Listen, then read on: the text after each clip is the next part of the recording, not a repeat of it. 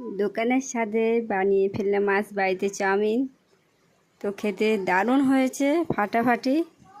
তো চলো রেসিপিটা শুরু করা যাক। তো প্রথমে চাউমিনটা সেদ্ধ করে নেবো। তা নিয়ে নিলাম পানি কিছুটা, আর নিয়ে নিলাম সামান্য পরিমাণে লবণ আর একটু সাদা তেল দিয়ে পানিটা ফুটিয়ে নিয়েছি। ফোটানোর পরে চাউমিনটা ঢেলে দিলাম, দিয়ে একটু সেদ্ধ করে নিলাম। তো সেদ্ধ হয়ে গিয়েছে, এবার আমি ঢেলে চাউমিনটা ধুয়ে নিয়ে এসেছি।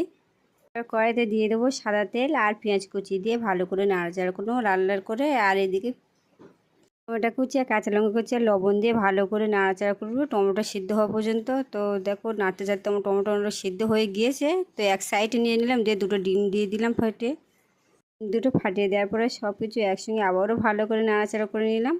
তো এবার একে একে চাউমিনগুলো সব দিয়ে দেবো, দিয়ে আবার একটু নাড়াচাড়া করে নিয়ে নেবো। তো চাউমিনটা ভালো করে এবার ভাজতে থাকবো। তো উল্টে পাল্টে চাউমিনটা ভালোভাবে ভাজার পরে দিয়ে দিলাম ম্যাগি মশলা দিয়ে আবার একটু নাড়াচাড়া করে দেবো, দিয়ে আবারও একটু ম্যাগি মশলা দিয়ে দেবো। তো এইভাবে দিয়ে আবার একটু নাড়াচাড়া করে নেবো। নিয়ে 1 চামচ সয়া সস দিয়ে দিয়েছি।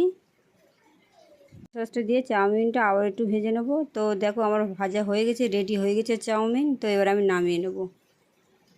নামিয়ে নেওয়ার পরে দেখো এবার আমি পরপর সাজিয়ে নিচ্ছি। তো কুচি দিয়ে দিলাম, তো কাসুন্দিও দিয়ে দিয়েছি। এবার দিয়ে দেবো ওর থেকে টমেটো সস। তো খেতে দারুণ হয়েছে, জাস্ট ওয়াও।